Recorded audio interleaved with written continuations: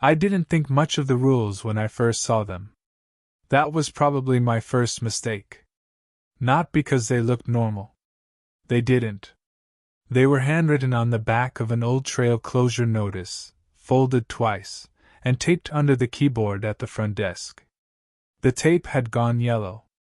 The paper had soft edges from being handled too many times. But I had worked enough bad jobs by then to know every place had its weird little instructions. Don't use the microwave after 10. Don't let guests into the staff hallway. Don't touch the breaker labeled cooler. Don't answer questions about the third floor. There was always some reason. Usually it was cheap wiring, bad management, old lawsuits, or one employee who had ruined something for everyone else. So when Marlene showed me the folded paper on my first night at Black Pine Visitor Center, I tried not to react. She watched me read it with both hands tucked into the pockets of her Ranger jacket. Marlene Fitch was 62, maybe 65. She had gray hair cut close to her head, a square jaw, and the tired look of someone who had spent most of her life outdoors without ever pretending to enjoy it. She had worked at Kelso Ridge National Park for almost 30 years. Everybody called her a ranger even though she was technically operations staff by then. I was 27. My title was after-hours visitor services assistant, which sounded better than it was. Mostly I answered phones, watched cameras, logged late arrivals, took messages for the search office, and told tourists that no, they could not drive past the winter gate after dark. I also checked the bathrooms, wiped down the counter, refilled brochures, reset the old radio, and made sure the coffee machine stayed full for whoever came in at dawn. It paid $18 an hour, which was more than I had made delivering auto parts, and it came with a staff cabin behind the center. I had needed both. My lease in town had gone up again. My truck needed brakes. My mother had started asking if I was eating enough, which meant she was worried about money too and trying not to say it. My friend Dylan told me about the job. Dylan Kirk worked trail maintenance in the park during the day. We had known each other since high school, although we had only really become friends after graduation, when everybody else moved away and the two of us stayed behind for reasons neither of us liked explaining. He said the night shift was boring. He said I would mostly get paid to sit in a warm building and read. He said, "Marlene's strange, but she's fair. Do what she says and don't make her repeat herself." That sounded fine to me. Black Pine Visitor Center sat 12 miles past the north entrance, where the road narrowed and started climbing through lodgepole pines. In summer, it was busy enough. There were bathrooms, maps, bear canisters, a little gift shelf, a wall of trail conditions, and a big window looking toward the Black Pine drainage.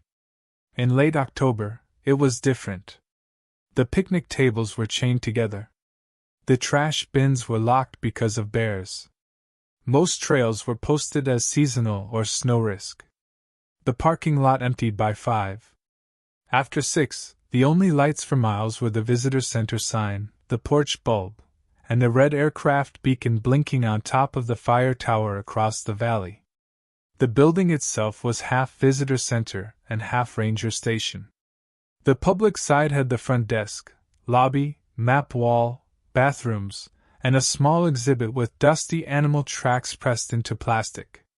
The staff side had 2 offices, a radio room, storage, a break room, and a bunk room nobody used except during major searches. Behind it, connected by a gravel path, were 3 cabins. Cabin A was Marlene's when she stayed overnight. Cabin B was for seasonal staff. Cabin C was mine. The first thing I noticed about the place was the sound. During the day, the building had ordinary sounds. Voices, boots, hand dryers, printer beeps, kids asking where the bears were. At night, it had only the hum. Lights humming. Vending machine humming. Old refrigerator humming. Radio hissing low in the back room. wind moving under the eaves. It made everything feel occupied even when it wasn't. Marlene trained me for 2 hours, which was apparently all I needed. She showed me the phone system, the cameras, the incident log, the radio call signs, the alarm code, and the safe where they kept the cash drawer at night. Then she tapped the red binder beside the keyboard. "That's the missing hiker log," she said. The binder was old and ugly. Red vinyl. Cracked spine. A white label on the front had been replaced so many times the adhesive underneath had made a cloudy square. I opened it and saw paper forms inside. Name, age, gender, permit number, party size, last known location, reporting person, time reported, assigned case number, notes. Most pages were blank. A few had names written neatly in black ink and then stamped closed in blue. "Search office handles active cases," Marlene said. "You don't decide who's missing. You don't dispatch volunteers. You don't promise families anything. You take information and you follow procedure." I nodded. "Anything comes in after 10, you write down the basics and radio me if it's urgent. If I don't answer, radio Unit 12. If Unit 12 doesn't answer, call County." She said all of that like any supervisor explaining how not to get sued.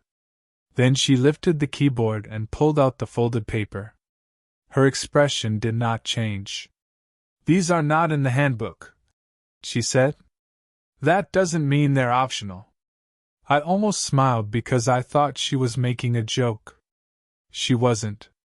She unfolded the paper and set it in front of me. The writing was slanted and pressed deep, like whoever wrote it had been angry or scared. Some lines were darker than others. One rule had been scratched out and rewritten in different ink. Marlene stood beside me while I read. There were 7 rules. 1. A hiker is not missing after dark unless their name is already in the red log. If someone gives you a new name between midnight and sunrise, tell them the search office opens at 7. Do not repeat the name. Do not write it down, ***. 2. Do not answer the park radio after midnight unless the caller starts with the unit number. If the caller uses your full name, turn the volume to 0 until the static stops, ***. 3. If trail camera 6 shows the visitor center porch, stop looking at all cameras until the top of the hour. Camera 6 is on West Fork Trail. It cannot see the building, ***. 4. If a recovered hiker comes to the glass after dark, ask for their permit number, not their name. If they answer with your name, lock both doors and wake the ranger on duty, ***. 5. Never give directions to Ridge Loop after 1:15 a.m. Even if they sound lost. Even if they sound close, ***. 6. If a missing hiker's family member comes to the desk after midnight, keep them behind the rope until their reflection appears in both lobby doors. 7. At 3:33 a.m., check the red log. If any name has been crossed out in pencil, erase only the line. Do not read what is written under it, ***. I read them twice. Then I looked at Marlene. She looked back. "I'm guessing there's a story behind these," I said. "There are several," she said. That was all. I tried again. "Is this like a superstition thing?" "It's a night shift thing." "That doesn't really answer the question." "No," she said.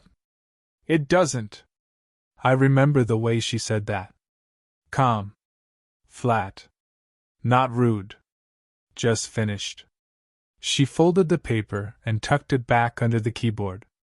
"You'll get 1 or 2 calls most nights," she said. "Most are people asking road conditions, reporting late arrivals, or complaining they can't find their cabin rental. If it's normal, handle it normally. If it touches one of those rules, follow the rule. What happens if I don't?" Marlene looked toward the front windows. Outside, the parking lot was empty. The porch light made a little circle on the concrete. Past that, the trees were black and close together. When people work nights in old places, she said, they start thinking they're being tested. They aren't. They're being sorted. I didn't know what to say to that. She put on her cap and zipped her jacket. I'll be in cabin A until 6. Radio if you need me. Then she left me alone in the building. For the first hour, nothing happened. That was the worst part, looking back. The job felt exactly like Dylan had promised. Quiet. Warm. Boring. I locked the public bathroom doors from the inside and checked the stalls. I counted the cash drawer. I wiped coffee rings from the counter. I walked the lobby and straightened the brochures because there were too many of them, and they kept sagging forward in their plastic racks. The cameras were on an old monitor behind the desk. 8 squares. Parking lot. Porch. Back path. Staff cabins. Road gate. 2 trailheads.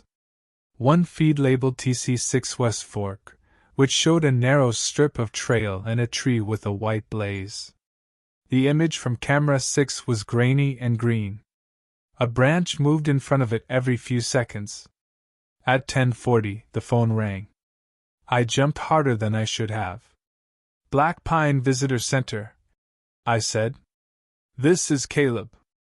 A man asked if the North Road was open to Lake Arnett. I told him the winter gate closed at sunset. He sighed like I had personally ruined his trip. At 11:15, a woman called to ask if bear spray could freeze in her car. I said I didn't know and gave her the non-emergency ranger number. At 11:50, I made coffee. Midnight came quietly. I noticed because the digital clock on the phone changed from 11:59 to 12 o'clock, and for some reason I glanced at the folded paper under the keyboard. I told myself I was being stupid.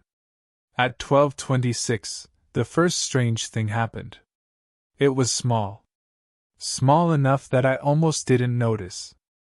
I was entering a maintenance note about a burned-out bulb above the map wall when the printer behind me clicked. Not printed. Just clicked. I turned around. The printer sat on a low cabinet beside the old fax machine. It was the kind that always looked dirty no matter how much you wiped it. A green light blinked once. A single sheet fed halfway out. Then stopped. I waited. Nothing. I pulled the paper free. It was a missing hiker form. Blank, except for the name field. The name typed there was Rachel Finn. I stared at it for maybe 10 seconds. Then I laughed a little. Not because it was funny, but because my body wanted to make a normal sound. I checked the computer. No document was open. No print queue. Nothing. The name meant nothing to me. I almost opened the red binder to see if she was in it. Then Rule 1 came back to me. A hiker is not missing after dark unless their name is already in the red log. I looked at the form again. Rachel Finn. Black text. Perfectly centered in the name field. The rational explanation was easy enough. Some old file in the system had printed by mistake. Maybe Marlene had opened it during training. Maybe the printer had memory. I didn't know how printers worked. I still don't. I folded the page in half and put it under the counter instead of in the red log.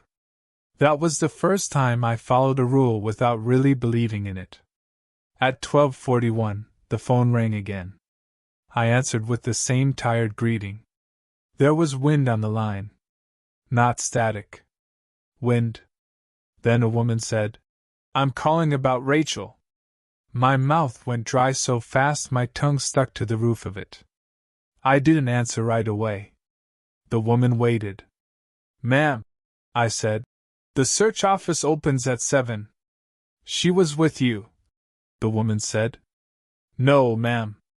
This is the visitor center." She said she was going back to the lights. I looked out the front windows. The porch light shone on the empty concrete. Beyond that, the parking lot disappeared into dark. "I'm sorry," I said.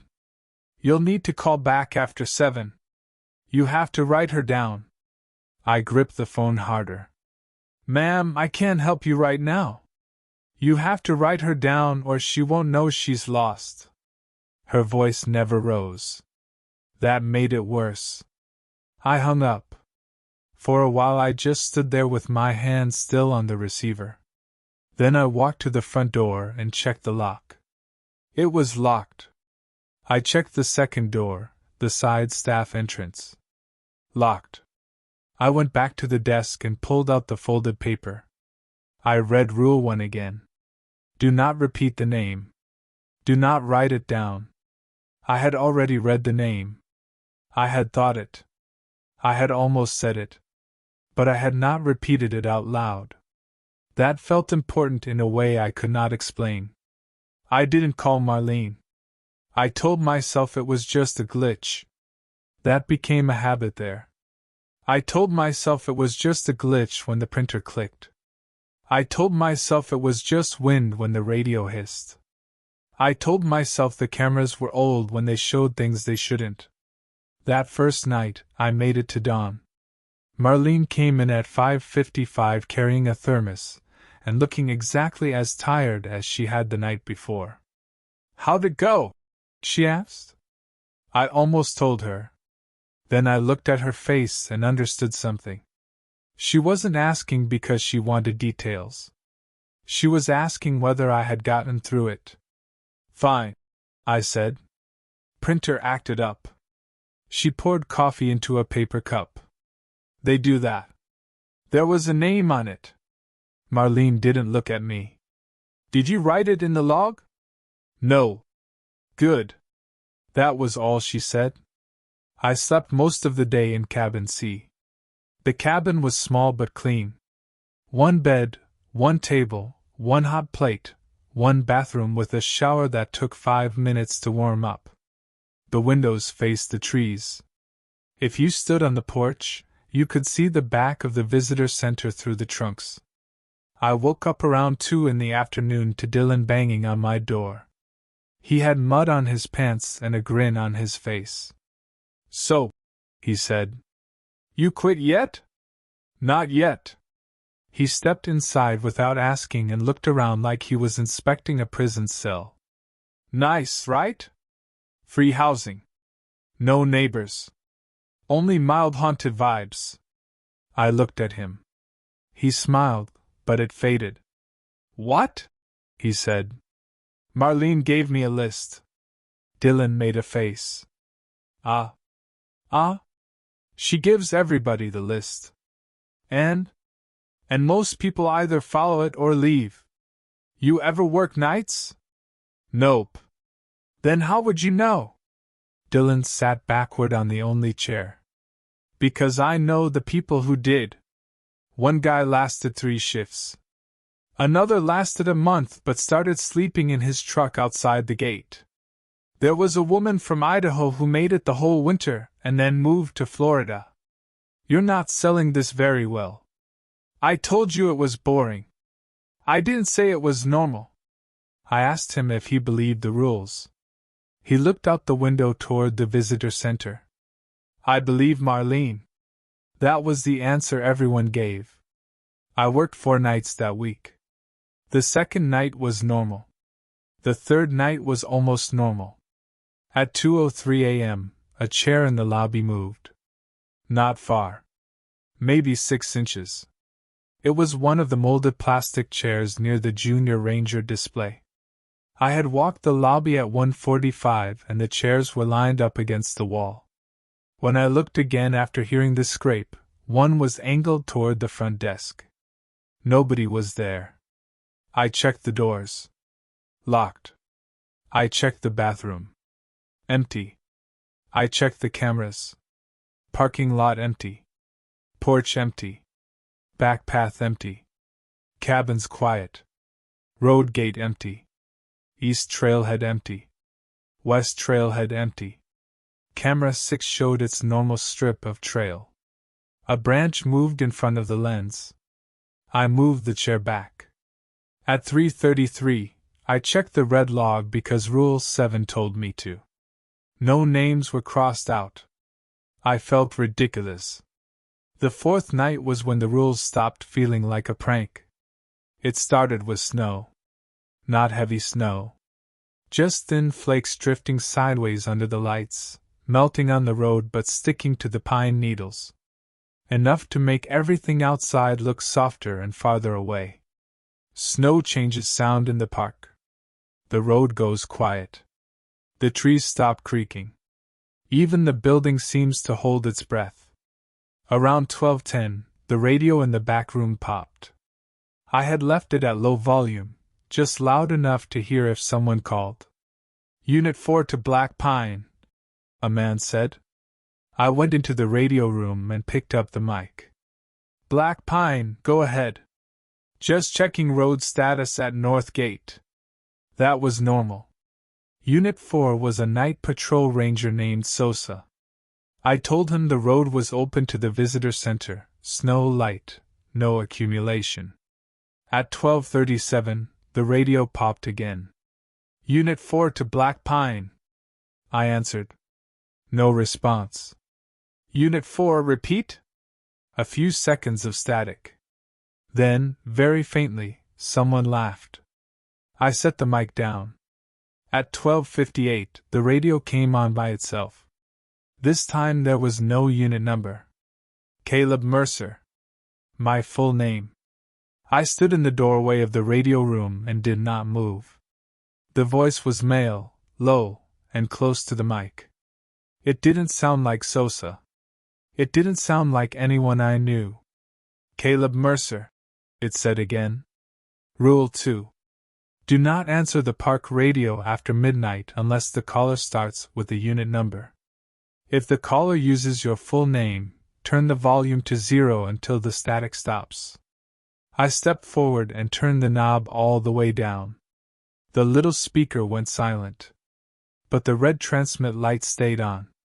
That was the part one remember most clearly.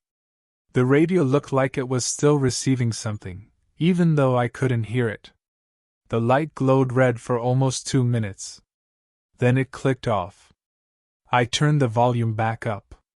Static filled the room. Nothing else happened for the rest of the night, but I kept hearing my name in the hum of the lights. In the morning, I asked Marlene if someone had been messing with me on the radio. "Who?"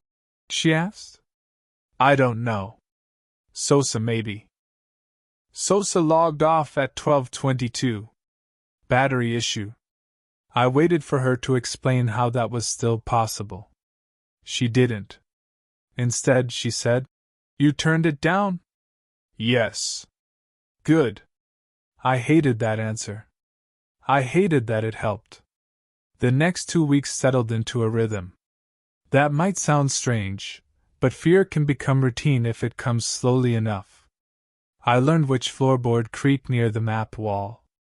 I learned the coffee machine made a soft click exactly 6 minutes after brewing.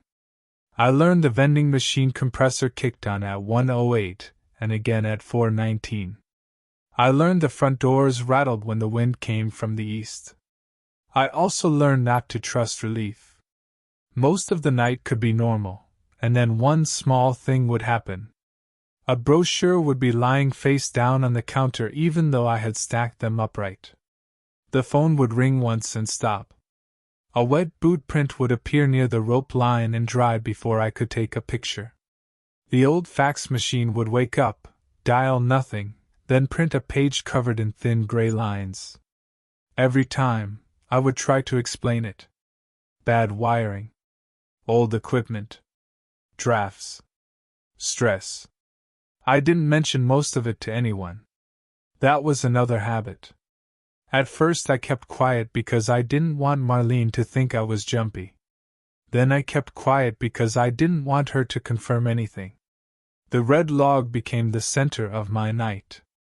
I hated looking at it, but I hated not looking at it more.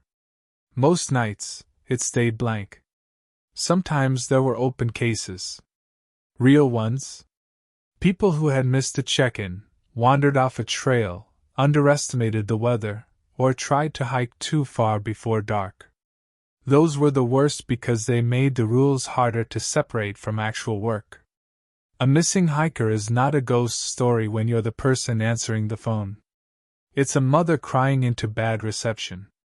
It's a husband trying to sound calm.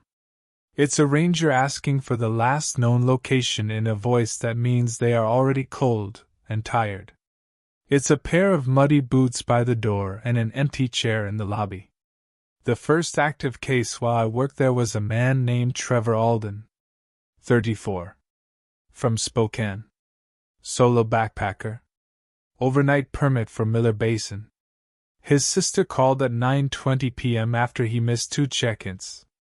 That was before midnight, so I took the report normally. I wrote his name in the red log. Trevor Alden. Permit number MB1187. Last seen at the Mill Creek Junction around 3 p.m. by another hiker. Marlene came in, read the entry, and made 3 calls without saying much. By midnight, Unit 12 and 2 volunteers were staged at the center. By 1 they were out. I stayed at the desk. That was my job. Sit in the warm building and write things down while other people walked into the cold dark. At 1:23 a.m., the phone rang. Black Pine Visitor Center, I said. A man breathed into the line. I could hear wind and something like running water. Then he said, I need Ridge Loop. His voice was flat with exhaustion. I looked at the map on the wall without meaning to. Ridge Loop was a real trail. 8 miles. A high, exposed loop above Black Pine drainage. Closed after the first snow because the north side turned into a sheet of ice. I'm sorry, I said. I missed the turn. I need Ridge Loop. Sir, where are you now? I'm by the sign. What sign? The one with the girl. There was no sign with a girl on Ridge Loop. My eyes moved to the clock. 1:23. Rule 5. Never give directions to Ridge Loop after 1:15 a.m. Even if they sound lost. Even if they sound close. Sir, I said carefully, stay where you are. I can connect you with dispatch. No, he said. I need you to tell me left or right. I can't give trail directions right now. You gave them to him. I stopped. Who? Trevor. I looked at the red log. Trevor Alden's name sat in the first line, written in my own handwriting. The man on the phone breathed through his mouth. He's going the wrong way, he said. I gripped the receiver. Sir, what is your name? He was quiet for a moment. Then he whispered, You know why you're not supposed to ask that. I hung up. My hands were shaking. I went to the radio room and called Marlene. She answered on the second try, voice thick from sleep. What is it? I told her someone had called asking for Ridge Loop. What time? 1:23. Did you give directions? No. Did he give a name? No. Good. Stay at the desk. Marlene, he mentioned Trevor. She was quiet long enough that I thought the radio had cut out. Then she said, Stay at the desk. Trevor Alden was found alive just after dawn. He had slipped near Miller Creek, lost his pack, and spent the night under a rock overhang. Hypothermic but conscious. He had not been near Ridge Loop. He had not called anyone. His phone was dead when the search team found him. Marlene stamped his page closed at 8:40 a.m. I watched her do it. She pressed the stamp hard enough to shake the desk. Then she put the red log back where it belonged. No one mentioned the 1:23 call. Not Marlene. Not the search team. Not Trevor's sister, who cried so hard in the parking lot that Dylan had to help her sit down. That was the first false normal I remember. The kind where something impossible happens, and then daylight comes, and everyone behaves like the world is still the same. It makes you doubt yourself. Not all at once. Just enough. By November, I had stopped telling myself I would quit. That's the strange part. I thought about quitting every night, but I never actually did it. The job paid on time. The cabin was free.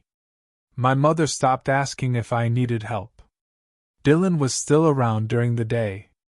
Marlene gave me a nod every morning like I had done something right by making it to sunrise. And nothing had hurt me. Not directly. The rules worked, or seemed to. So I stayed. The park emptied out as winter came in. The road past the visitor center closed completely. The gift shelf was boxed up. The bathroom stayed open during the day for the few locals who drove into Snowshoe. At night, there were no tourists, no headlights, no voices. Just the building and the trees. One night, the internet went down around 11. That happened sometimes when weather came over the ridge. The phones still worked. The radio still worked. The cameras ran on their own local system. I was grateful for that until 12:52, when camera 6 changed. I was eating soup from a mug and half reading an old paperback someone had left in the break room. I glanced at the monitor the way I did every few minutes. Parking lot empty. Porch empty. Back path empty. Cabins quiet. Road gate closed. East trailhead empty. West trailhead empty. Camera 6 showed the visitor center porch. I knew it before my brain accepted it. The angle was wrong, but the image was clear. The same porch I could see out the front windows. The same bench. The same brochure return box. The same bear-proof trash can by the left pillar. Snow moved across the lens. For a second, I just stared. Then something walked into frame. It was me. Or it was wearing my coat. The figure stood on the porch with its back to the camera, facing the front doors. I looked up from the monitor to the actual porch. Empty. My reflection floated in the dark glass. Behind it, the lobby. The map wall. The rope line. Nothing outside. I looked back at the monitor. The figure raised one hand and knocked on the door. At the same moment, the front doors made a soft tapping sound. 3 knocks. Not loud. Polite. I dropped my spoon. Rule 3 came back to me before I moved. If trail camera 6 shows the visitor center porch, stop looking at all cameras until the top of the hour. The time was 12:53. I turned the monitor off. That was harder than it sounds. There is something in you that wants to look. Especially when looking might answer the question. Especially when the thing outside looks like you. The front doors tapped again. 3 times. Then the staff door. 3 times. Then one of the windows near the Junior Ranger display. 3 times. I stood behind the desk with my hands flat on the counter and stared at the black monitor. At 1 o'clock exactly, the tapping stopped. I turned the monitor back on. Camera 6 showed West Fork Trail again. A branch moved in front of the lens. The porch camera showed nothing.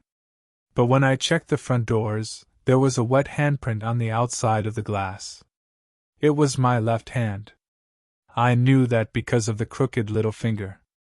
I broke it when I was 12, jumping off Dylan's garage roof into a pile of leaves. It never healed perfectly straight. The handprint dried before dawn. I didn't tell Marlene. I did tell Dylan. That afternoon, we sat in his truck with the heater running because the cabins were too quiet, and I didn't want to be inside mine. Dylan listened without making jokes. When I finished, he rubbed both hands over his face. Camera 6, he said. You know about it? Everybody knows about camera 6. That would have been useful to mention. I didn't think you'd stay long enough. I stared at him. He winced. Sorry. What is it? He shook his head. It's a camera on West Fork. I know what it is. No, I mean that's all it is during the day. I've walked past it 100 times. It points at the trail. Solar battery. Motion trigger. Nothing weird. But at night? At night I don't go out there. That was the most honest thing he had said. I asked if he had ever seen something that looked like him. No, Dylan said. Then he added, but Marlene has. I turned toward him. She tell you that? No. Sosa did. Years ago, Marlene was working a search after a kid went missing near West Fork. She saw herself on one of the cameras. Standing by the lake, I think. She went out after it. What happened? I don't know. Sosa said they found her on the porch the next morning with no boots on. I waited. Dylan looked out at the snow. He said she kept asking if anyone had let her in. After that, I started sleeping with a chair against the cabin door. I knew it wouldn't do much. It helped anyway. The next major incident was Rule 6. I had been dreading that one because it involved people. I could handle strange calls better than strange faces.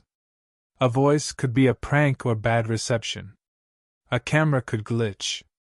A person at the desk was different. It happened on a Thursday night during a freezing rainstorm. The kind of rain that coats everything clear and hard. The parking lot looked black and shiny under the porch light. The trees clicked against each other in the wind. Every few minutes, a sheet of ice slid from the roof and shattered on the ground. At 11:38, the sheriff's office called about a missing hiker named Amelia Brandt. 22. College student. Day hiked to Black Pine Overlook with 2 friends. They turned back because of weather. She wanted one more photo from the viewpoint. They waited in the car for 20 minutes, then went looking, then called for help. The call came before midnight. So I wrote her in the red log. Amelia Brandt. Permit number day 4430. Last seen Black Pine Overlook. Reporting person, Hannah Wu. Marlene came in 10 minutes later. She was already dressed for weather. Stay by the phones, she said. By midnight the search had started. At 12:48, headlights appeared on the road camera. A car rolled slowly into the parking lot. I stood behind the desk and watched the monitor. It was a blue sedan, coated in ice, engine running. The driver's door opened. A man got out, then a woman. They moved carefully across the lot, holding each other's arms. The woman slipped once and the man caught her. They came to the front doors and pulled. Locked. I went to the intercom. We're closed to the public, I said. Can I help you? The woman leaned close to the glass. Our daughter is missing, she said. Her face was pale and wet from rain. Her hair stuck to her cheeks. She looked exactly like a terrified mother should look. What's her name? I asked. As soon as I said it, I wished I hadn't. But Amelia was already in the log. That mattered, I told myself. Amelia Brandt, the man said. I unlocked the first door but not the second. The visitor center had a little entry vestibule with 2 sets of glass doors. In summer, both stayed open. At night, I kept the inner doors locked. The couple stepped into the vestibule. They were crying. Both of them. Quietly. The woman pressed her palms to the inner glass. Please, she said. We need to talk to someone. I looked at the red rope line in the lobby. It was the kind banks use. 2 brass posts with a faded red belt between them. During the day, it kept people from walking behind the desk. Rule 6. If a missing hiker's family member comes to the desk after midnight, keep them behind the rope until their reflection appears in both lobby doors. I had thought the rule meant the rope line inside the lobby. But they weren't even in the lobby yet. "Ma'am," I said through the glass, "I need you to wait there." "She's out there," the woman said. "I know. Rangers are searching now." "Then let us in." "I can't yet." The man's face changed. "Not much. Just enough." "What do you mean you can't?" I looked past them at the glass doors. The outer doors reflected the parking lot behind them. The inner doors reflected the lobby. With the porch light and lobby lights, the glass made layered reflections, like looking into two rooms at once. The man had a reflection in both doors. The woman did not. She was standing right there. Wet coat. Hair stuck to her cheeks. Hands on glass. But in the reflection, the man stood alone. I felt my body go cold in a way that had nothing to do with the weather. The woman saw me looking. Her eyes moved to the glass. Then back to me. "Please," she said again. The man turned toward her. For 1 second, his reflection turned too. Hers still wasn't there. I reached for the phone without taking my eyes off them. The woman knocked once on the glass. Not hard. Just one tap with one fingernail. The phone in my hand had no dial tone. The man said, "She's cold." The woman said, "Amelia's cold." Then both of them said together, in the same flat voice, "You're warm in there." I backed away from the door. The man's reflection disappeared. Now both of them were standing in the vestibule without reflections. They did not move. They just watched me. The radio popped in the back room. "Unit 12 to Black Pine." I almost cried from relief. I ran to the radio. "Black Pine, go ahead. We have the parents at the lower gate," Unit 12 said. "Brant's parents just arrived. ETA 15. I looked toward the lobby. The vestibule was empty. The outer doors were closed. Water ran down the inside of the glass. Not outside. Inside. At 1:07, Amelia Brandt's real parents arrived with a sheriff's deputy. They looked nothing like the couple from before. They had reflections. Both of them. Amelia was found at 4:15 a.m. with a broken ankle under the overlook switchback. She survived. The false parents left no footprints in the ice. The cameras showed the blue sedan entering the lot, but when Marlene pulled the footage, the driver's seat was empty. No one asked me to explain it. No one wanted me to. After Rule 6, I started to notice how careful Marlene was with language. She never said a missing person's name unless she had to. She never read names out loud from the red log. If someone called after midnight with a new report, she would say, "Have them call county," or "Send it to search office," but not, "Who is missing?" One morning I asked her why. She was restocking incident forms. "Names are hooks," she said. That was all. I waited. She kept working. "What does that mean?" I asked. "It means don't leave them lying around." Then she carried the forms into the back room. I should have quit that day.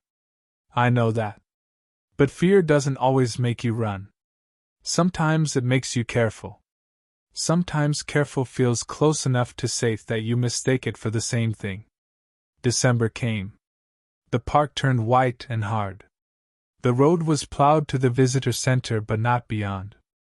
Snowbanks rose on both sides like walls. The fire tower light blinked red through the trees. The cabins creaked at night as the temperature dropped. We had fewer missing hikers in winter, but the calls got stranger. People called asking if the visitor center was still open in 1989. A child called to say her father had gone into the woods and come back with the wrong face. A man called every night for a week at 2:11 and asked what time sunrise was, even though sunrise changed and he never seemed to notice. I followed the rules. I stopped answering the radio when it said my full name. I stopped looking at the cameras when camera 6 showed anything it shouldn't. I never gave directions to Ridge Loop after 1:15. At 3:33, I checked the red log. For weeks, nothing was crossed out. Then one night, something was. It was December 18th. I remember because Dylan had given me a small Christmas tree that afternoon. It was only about 2 feet tall, cut from a thinning project near the maintenance yard. He stuck it in a bucket outside cabin C and said it made the place look less like where a divorced man goes to disappear. I told him I wasn't divorced. He said, "Not with that attitude." It was the last normal joke I remember him making. That night, the visitor center was quiet. Too quiet, maybe, but by then quiet had different levels and I had stopped trusting myself to measure them. At 3:33, my phone alarm vibrated. I always set one. I didn't rely on clocks there. I pulled the red log toward me and opened it. A page near the back had been turned down.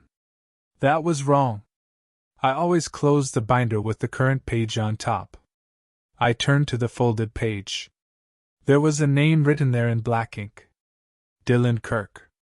Under it, in pencil, someone had drawn one line straight through the name. My heart started beating so hard I heard it in my ears. Dylan was not missing. Dylan was asleep in staff housing, or in his apartment in town, or out with the trail crew. He was not in the red log.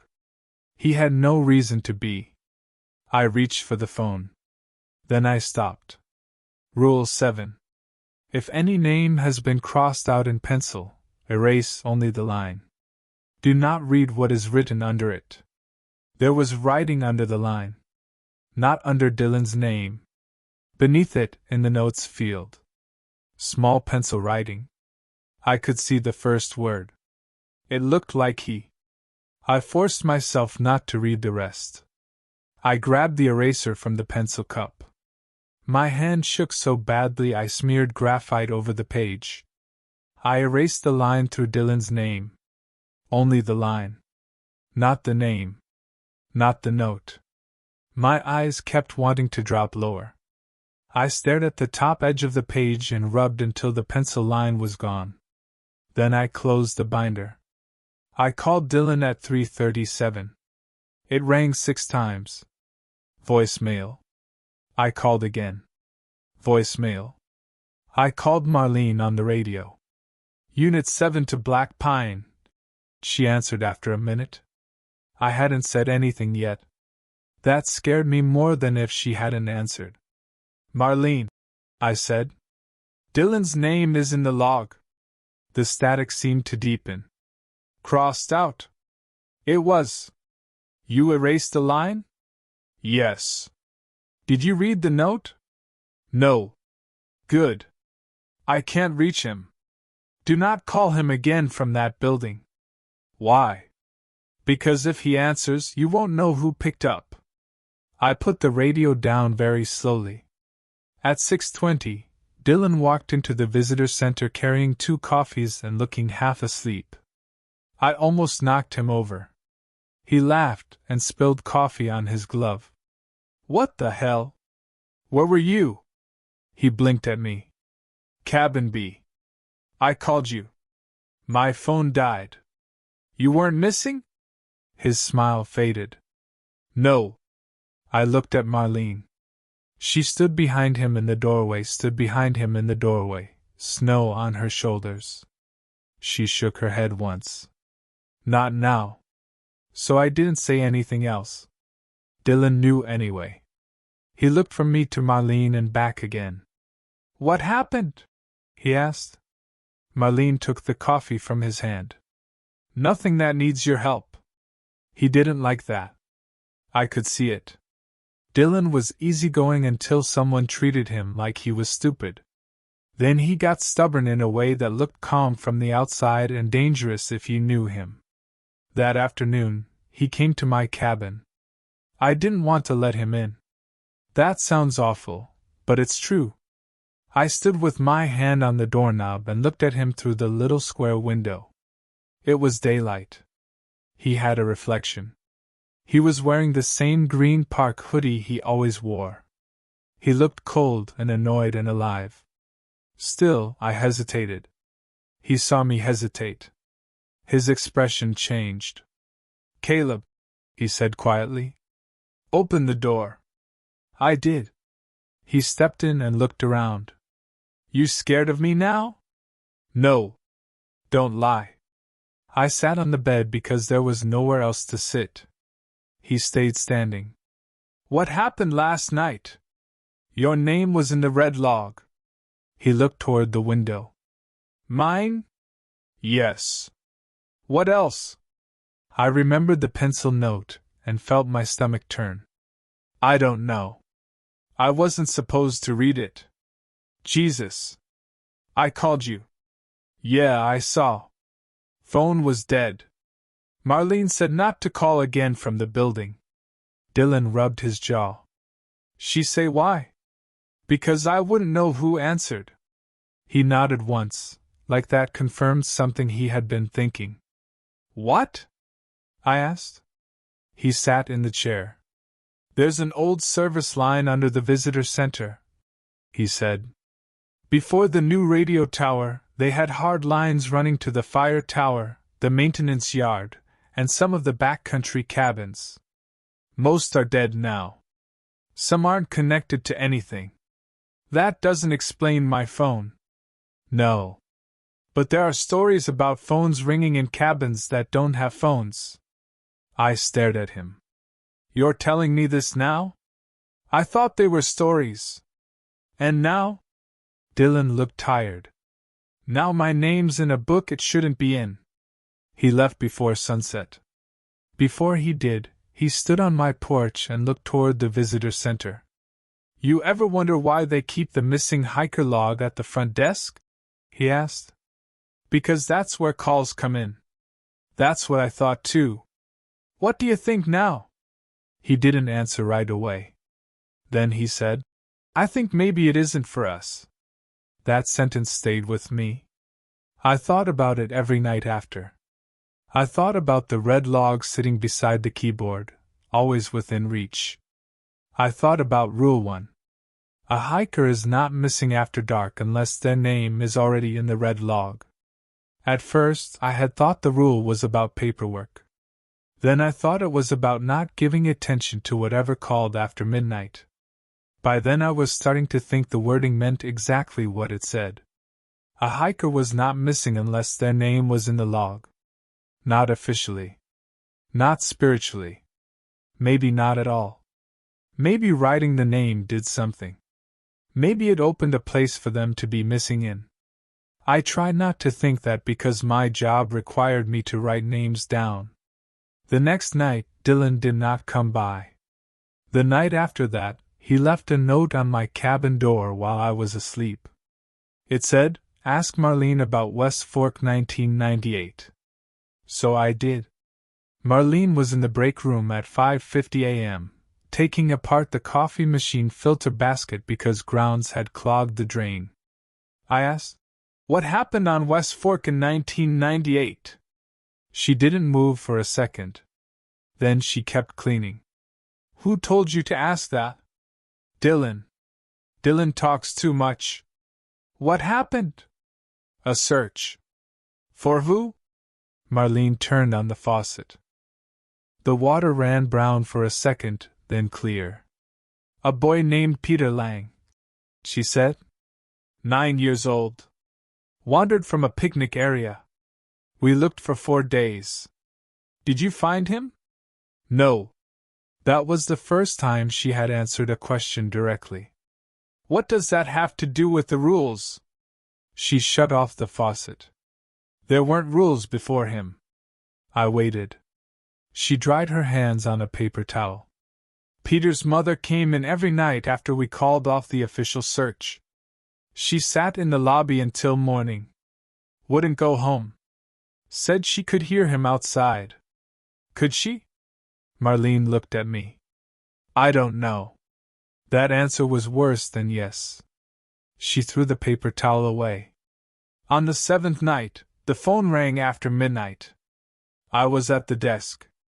A child said he was Peter and asked his mother to come get him on Ridge Loop. Did she go? No. We stopped her. What happened then? Marlene's face was still, but her voice changed. It went flat in a way I recognized.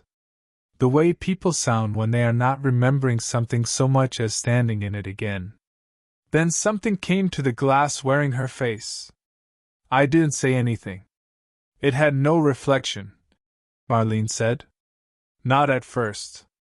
Did you let it in? No. What happened to Peter? She picked up the coffee basket. Peter Lang was never found. I thought she was finished. Then she added, but his name crossed itself out of the log 3 years later. I felt cold spread down my arms. What was written under it? Marlene looked at me for a long time. I read it, she said. That's why Rule 7 exists. She would not tell me what it said. After that conversation, things changed. Not all at once. The place just seemed to notice me more. The phone started ringing exactly when I was thinking about someone. If I thought about my mother, the phone would ring once. If I thought about Dylan, the radio would pop. If I thought about my father, who had died 2 years earlier from a heart attack in our kitchen, the printer would click and then go quiet. I learned to keep my mind blank during the dead hours. That is harder than it sounds. At night, in a quiet building, thoughts come looking for you. On December 23rd, the park closed early because of a storm warning. By 6, the road was already bad. Wind pushed snow across the asphalt in white sheets. The plow crew parked at maintenance and said they would start again at dawn if visibility improved. Marlene told me she was staying in cabin A. Dylan was supposed to stay in cabin B with 2 other trail crew members, but he texted me around 7. Road is ugly. I'm heading down before it gets worse. Asterisk asterisk. I replied smart. He sent back, don't die at the haunted desk. I sent him a middle finger emoji.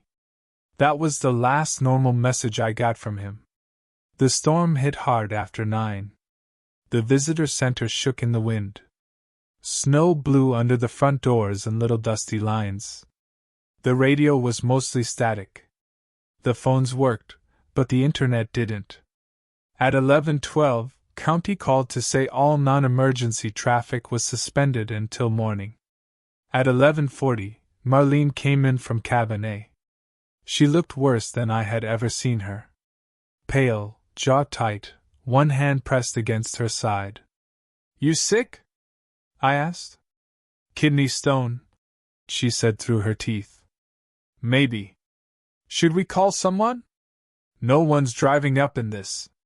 She took a bottle of pills from her pocket and swallowed 2 dry. I'll be in the bunk room. If something normal happens, handle it. If something not normal happens, follow the rules. You should be at a hospital. She gave me a look. Roads closed. Then she went into the back. I heard the bunk room door shut. At midnight the building felt different. I know that sounds vague, but it did. The hum was lower. The lights flickered in a slow pulse, not enough to go out, just enough to make shadows breathe. I sat at the desk with the red log closed beside me. I did not read. I did not play on my phone. I watched the clock. At 12:19, the radio came on. No unit number. Just static. I reached for the volume knob. Then Dylan's voice said, Caleb? I froze. It sounded exactly like him. Not almost. Exactly. The tired roughness. The little lift at the end like he was trying not to sound worried. Caleb, you there? Rule 2 said not to answer after midnight unless the caller started with a unit number. He had not. I turned the volume down. Before the sound cut out, Dylan said, "I can see the porch." The red light stayed on for a long time. When it went dark, I turned the volume back up with 2 fingers, like the knob was hot. At 12:44, my cell phone buzzed. No service, but somehow a text came through. From Dylan. "Open the radio. I'm hurt. Asterisk asterisk." I stared at it until the screen went dim. Then another message appeared. I didn't go down. I turned back. Asterisk asterisk. Then, "I'm at West Fork." Then, "Please don't make me be missing." I put the phone face down. At 1:03, the desk phone rang. I let it ring 4 times before answering because normal calls could still matter. That was the terrible thing. You couldn't ignore everything. People really did get lost. People really did need help. "Black Pine Visitor Center," I said. A woman said, "I'd like to report a missing hiker." My throat closed. "What time did they go missing?" I asked. "Tonight." I looked at the clock. 1:03. "What is your relationship to the hiker?" "I'm his mother." I closed my eyes. "Ma'am, the search office opens at 7. You have to write him down. I can't take new reports right now." "He works there," she said. Wind pushed against the windows. I said nothing. The woman on the phone began to cry quietly.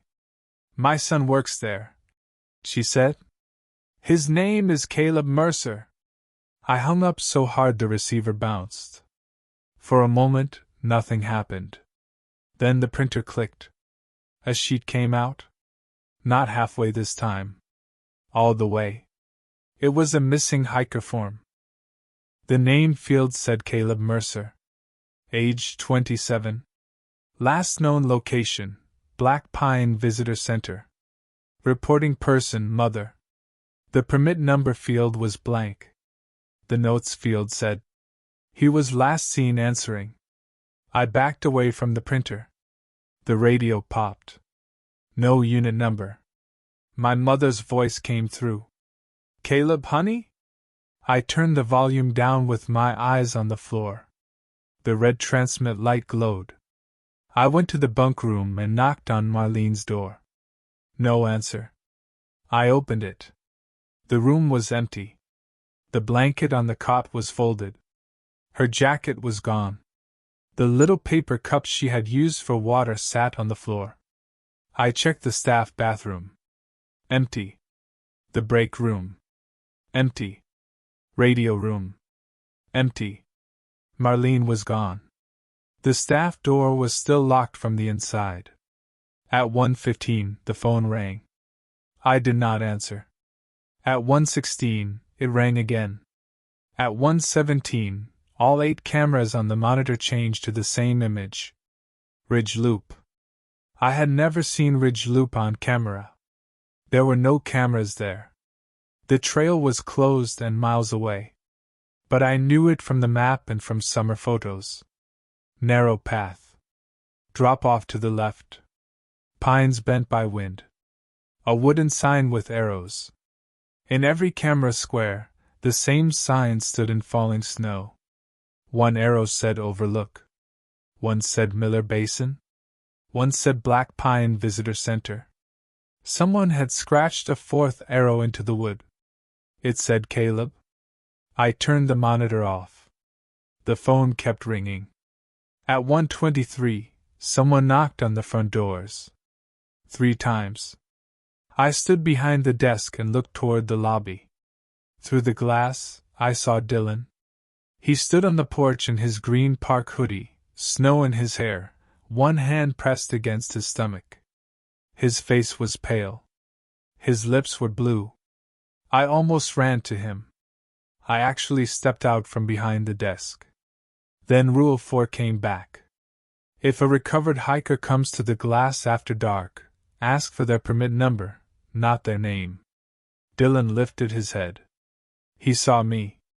His face crumpled with relief. Caleb, he said through the glass. Open the door. I didn't move. He knocked again, harder. Please, man. I'm freezing. I walked to the intercom.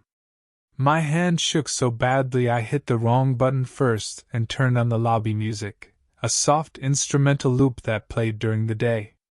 I turned it off and pressed talk. What's your permit number? I asked.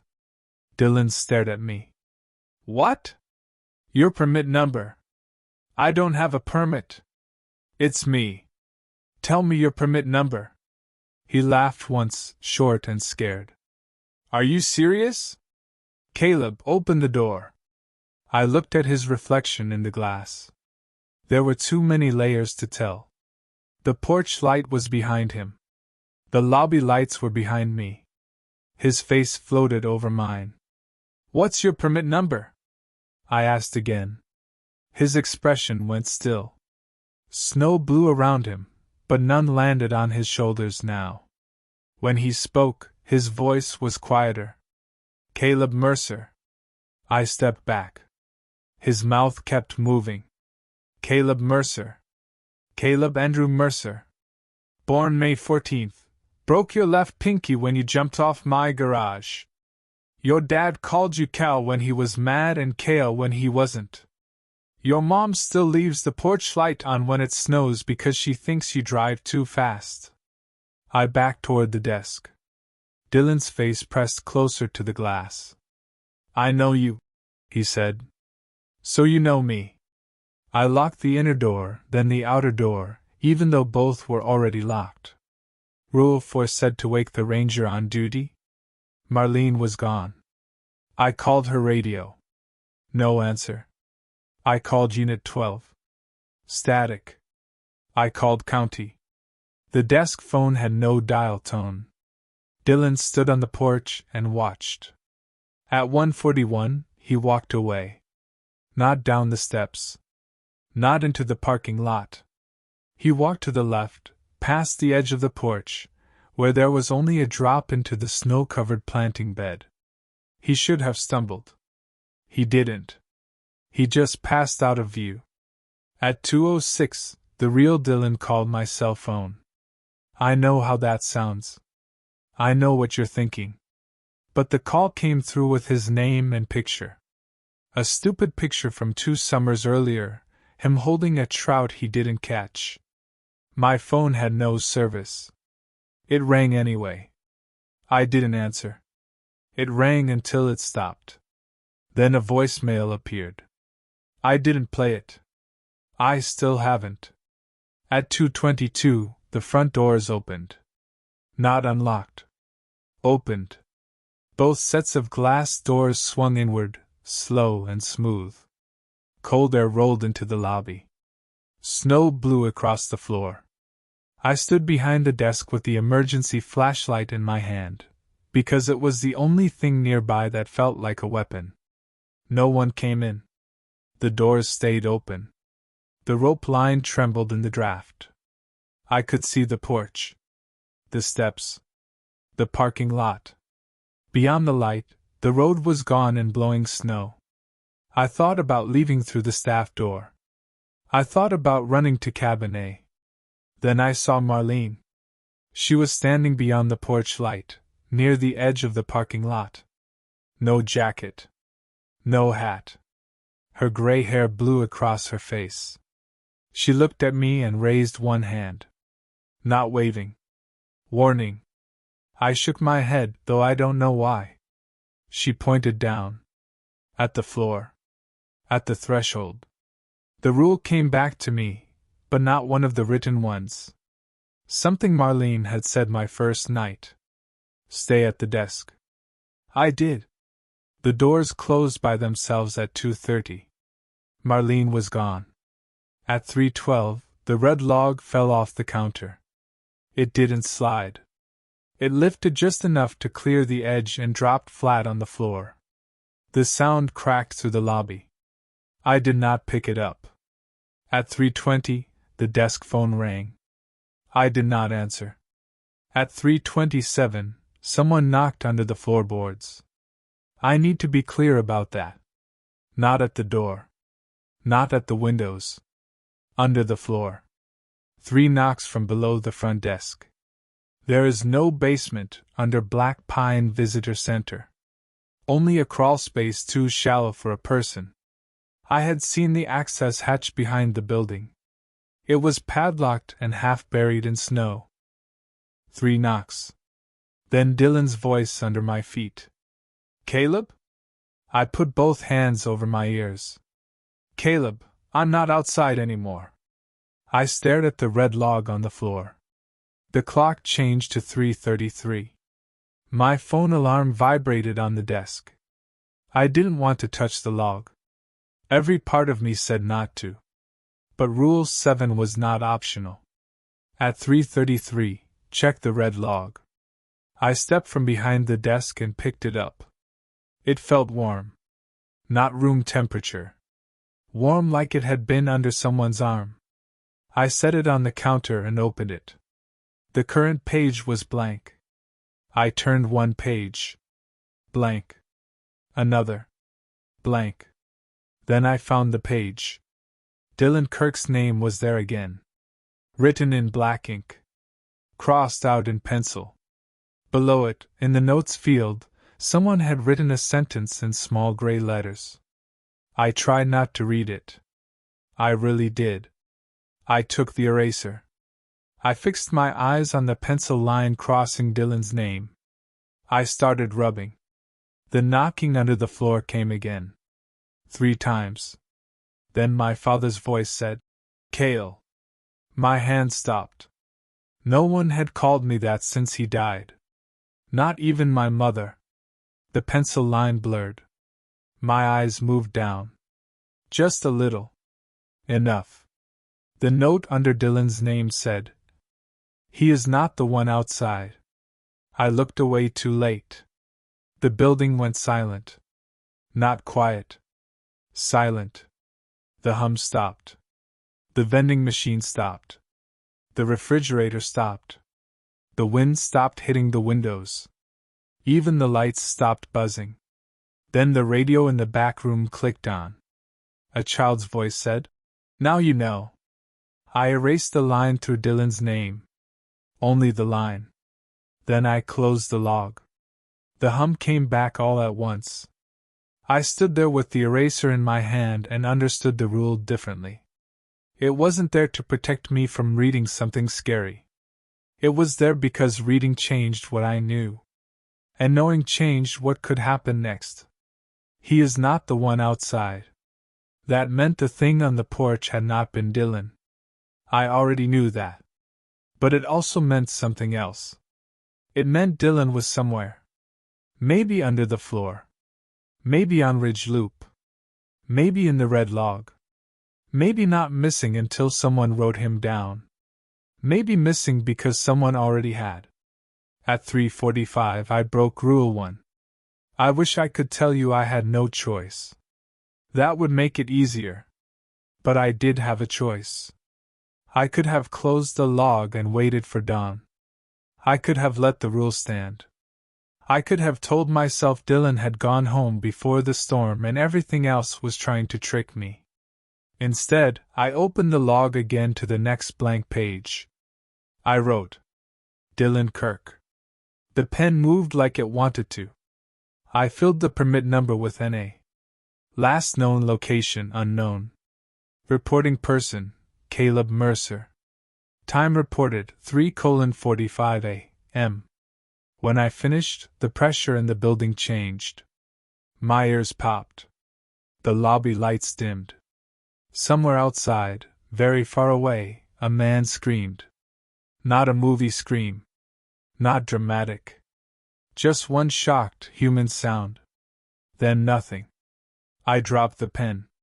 The phone rang. I answered before I could stop myself. For a second, there was only wind. Then Dylan whispered, Why did you do that? The line went dead. At 4:02, Marlene came through the staff door.